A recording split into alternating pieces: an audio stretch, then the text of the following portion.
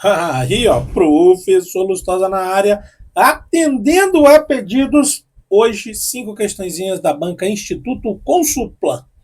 Me pediram e, por óbvio, eu sempre falei que quando me pedem, a gente procura atender ali a contento. Então, vamos resolver aí na terça das bancas regionais. E a banca Instituto Consulplan, sim, é uma banca regional, uma banca já conhecida, um pouquinho grande, boa. Vou trazer aqui questões e vou adiantar um serviço, tá? Fiz uma análise mais criteriosa da banca, não que a gente já não conhecesse, mas atualizei a análise. Quer estudar para a banca Consulplan? Acha que tem poucas questões da banca Consulplan no mercado? Estuda a FGV junto.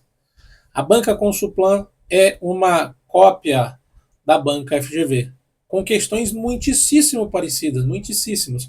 Tem uma gama, uma diversidade de questões, mas tem questões muito parecidas com a banca FGV.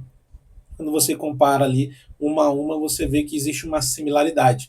Não é a banca FGV, por óbvio, mas, e obviamente também me permitam, eu estou falando da minha matéria, matemática, raciocínio lógico, matemática financeira, então assim, existe uma similaridade com a banca FGV. Dito isto, é uma banca muito boa, muito querida, e a gente vai agora resolver aí essas 5 questõezinhas. Lembrando que você tem que curtir, compartilhar e comentar. É só isso que eu te peço antes da gente começar a fazer a solução das nossas questões. E vamos aí para mais uma terça-feira querida, bonita, fofa, gostosa e cheirosa. Tá lá! Eduarda, Fernanda e Gabriela estão visitando a cidade de Ouro Preto. Elas exercem profissões diferentes, médica, professora e dentista, e moram em cidades diferentes, Rio de Janeiro, Salvador e Porto Alegre. Sabe-se que Gabriela não é médica e mora em Salvador. A dentista mora em Porto Alegre e a médica não é Fernanda. Com base nas informações, é correto afirmar que eu, professor Lustosa, gosto de fazer isso aqui. Nome, profissão, deixa eu botar aqui, profissão e cidade. E aí eu vou escrever. Não faço tabela quando eu tenho 3 informações. Eu faço tabela quando eu tenho 2. Quando eu tenho 3 ou mais, eu prefiro colocar, eu chamo de em linha. É uma tabela também, mas não é aquela tabela de V e F ou de sim e não. É uma tabela onde eu vou preenchendo os dados em linha. Tipo, por exemplo, Gabi, eu vou chamar a Gabriela de Gabi. Não é médica e mora em Salvador. Então aqui, ó, Salvador. E não é médica, tudo bem, até aí não tem problema. A dentista mora em Porto Alegre, então não é Gabi, porque a dentista mora em Poá, Porto Alegre. Não é isso? Poá é redução de Porto Alegre. Gabriela mora em Salvador, então Gabriela não é dentista, por favor. A médica não é Fernanda. Bom, se a médica não é Fernanda, posso estar enganado, não é isso? Posso estar enganado, mas a médica vai ser Eduarda. E é, professor? É. Não, professor. Sim. É que você não se apercebeu.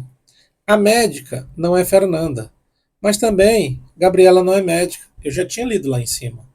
Gabriela não é médica. Dito isto, com isso, por isso e para isso, o que que nós temos?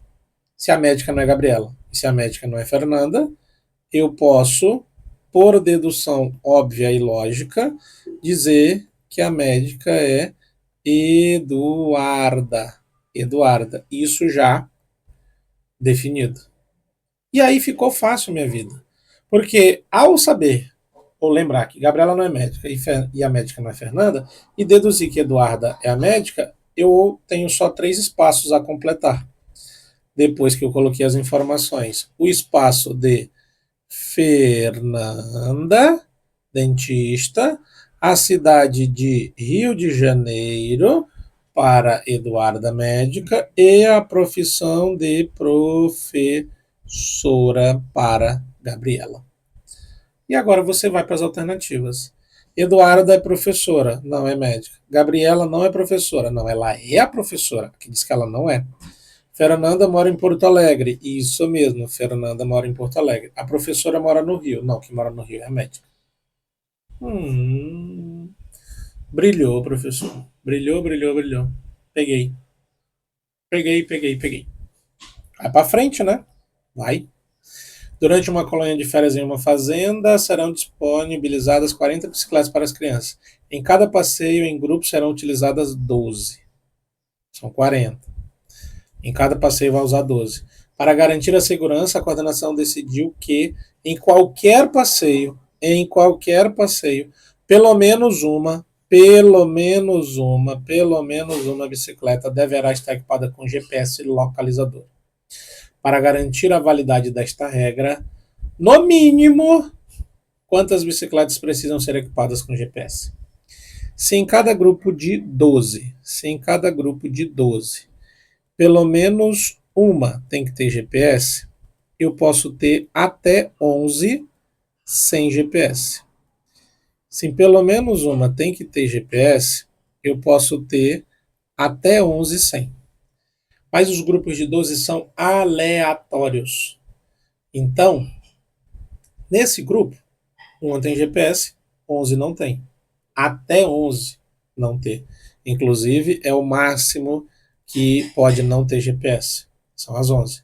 Porque uma tem que ter. Certo, uma tem que ter. Em cada grupinho de 12. Agora pensa comigo, são 40 bicicletas. Se 11 não tem GPS, 29 é o meu número mínimo dos que tem que ter GPS. Ah, professor, mas aí eu posso ter um grupo com as 12 com GPS? Pode. Ele disse que, para garantir a segurança, a coordenação decidiu que em qualquer passeio, pelo menos uma. Ele não disse que é exatamente uma. Pelo menos uma tem que ter GPS. Não pode ser as 12 com GPS. E aí, quando eu penso nessa questão do cenário, tem 12 bicicletas. Uma tem GPS, 11 não tem. Como ele disse pelo menos uma, vou botar uma com GPS e 11 sem. Esse 11 é o máximo de bicicletas que pode estar sem GPS. Eu tenho 40 bicicletas. Se eu tirar essas 11, tem 29 com GPS.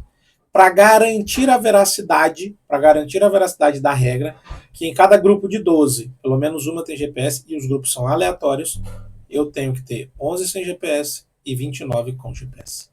Uma questãozinha muito boa, ela é uma ideia lógica que relaciona o princípio da casa de pombos numa outra vertente, né?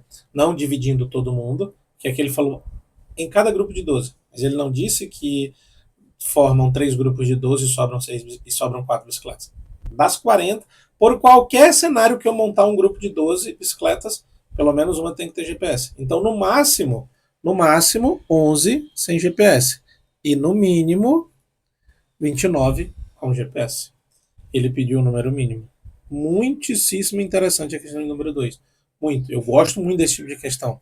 Mexe bem com a nossa cabeça para a gente entender o que tem que fazer, como tem que fazer. Se liga. Para frente, durante certa auditoria de uma fábrica de eletrônicos, foram inspecionados 240 aparelhos que verificam a presença de defeitos de tipo presença de defeito e tipo de embalagem. A tabela mostra o número de aparelhos com e sem defeito de acordo com o tipo de embalagem. Embalagem rígida, embalagem flexível, com defeito e sem defeito. 30, 20, 70, 120, se eu somar tudo, dá os 240 que ele falou. Não é isso? Considere os seguintes eventos. X, selecionar um aparelho com embalagem rígida. Em embalagem rígida, eu tenho 100. 30 mais 70. 100 de 240. Professor, mas ele não falou para calcular a probabilidade. É verdade, né? Por que eu calculei? Talvez porque eu já olhei as respostas. E P é de probabilidade. E ao selecionar, não é isso? Agora, selecionar um aparelho com defeito e embalagem flexível. Com defeito e embalagem flexível. Eu estou falando de 20 e 240. E a última, selecionar um aparelho sem defeito e com embalagem flexível. Sem defeito e com embalagem flexível. 120 e 240. Com base nos dados, é correto afirmar que, como ele falou em selecionar, há uma ideia vaga ou eventual de uma probabilidade. E a probabilidade de Y, 20 sobre 240, é menor do que a probabilidade de X, 100 sobre 240, que é menor do que a probabilidade de Z, é isso, que é 120 sobre 240. A minha resposta está na letra A. A questão, assim, ela poderia falar sobre o cálculo da probabilidade. Não que eu tivesse que calcular, observe que eu não calculei, eu só comparei. Ela deixou meio vago. Mas quando eu olho as respostas, olho o texto e tenho uma mínima noção da coisa, eu consigo fazer, consigo fluir. Tá bom? Agora, cada um de 3 espiões guarda um único código numérico em um cofre individual. Alice interceptou os dados e fez a seguinte pergunta para cada um deles: qual é a soma do número armazenado no cofre dos outros dois? As respostas foram: primeiro 37, segundo 34, terceiro 41. Ou seja, o primeiro respondeu que o segundo mais o terceiro é 37. O segundo respondeu que o primeiro mais o terceiro é 34. E o terceiro respondeu que o primeiro, perdão, mais o segundo é 41. Eu quero saber qual a diferença entre o maior e o menor número armazenado nos cofres. Faz um favor para mim, soma tudo isso aqui. Eu vou ter 2 primeiros mais 2 segundos mais 2 terceiros. Eu vou ter 2 vezes o primeiro mais o segundo mais o terceiro. Primeiro, segundo mais segundo, terceiro mais terceiro. 2 vezes cada um. E quando eu somar 37 com 34 com 41, 71, 112. Então, o primeiro mais o segundo mais o terceiro é 112 dividido por 2, que dá 56. A soma dos três é 56. Agora pensa comigo. O primeiro espião falou a soma dos outros dois, 37. Então, se eu pegar 56 menos 37, eu vou achar 19. O número do primeiro espião é 19.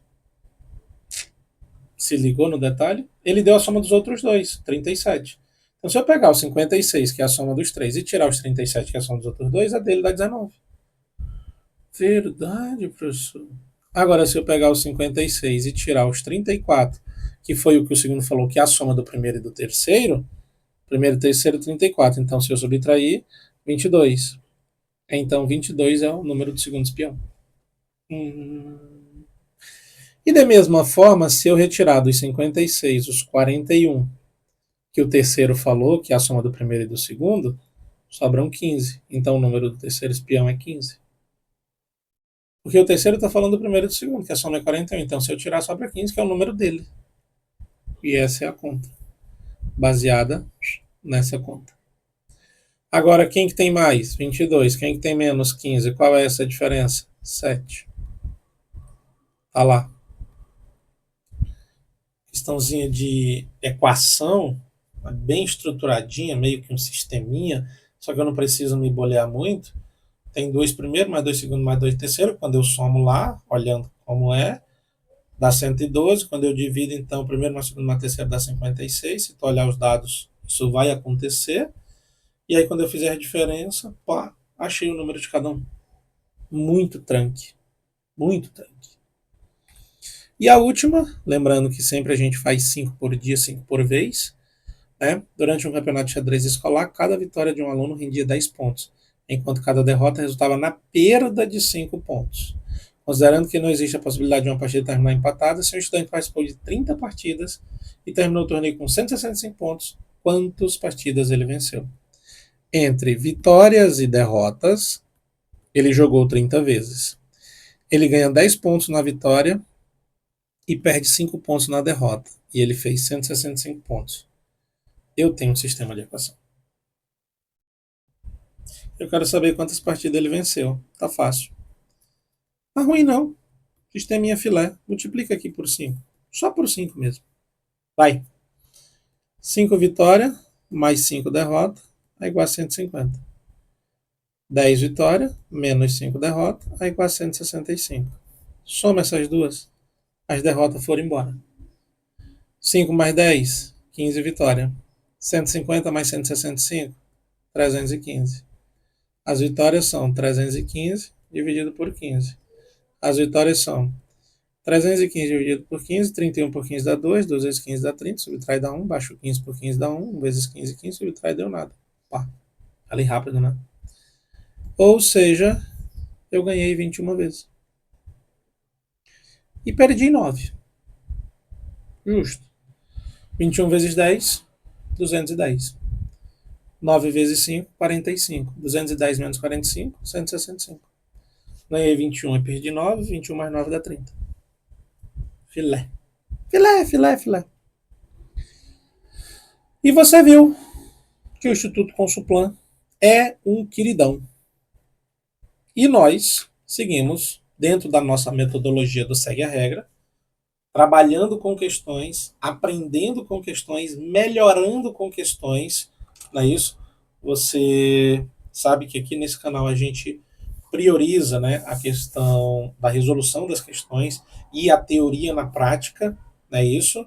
Dentro do que temos, para fazer com que você melhore cada vez mais e esteja cada vez mais bem preparado, entendendo como a banca funciona, vendo como a banca cobra e fazendo o que tem que ser feito para garantir sua aprovação. Dito isto, não deixa de curtir, manda esse vídeo para mais alguém, deixa um feedback para nós e pede o que você quer. Essa aula foi um pedido de um aluno, em algum dos vídeos ele comentou, resolve questões do Instituto Consuplan. Prontamente atendido, questões do Instituto Consuplan, está aqui, do jeito que me pediram, como me pediram, para o que precisa. E assim a gente vai.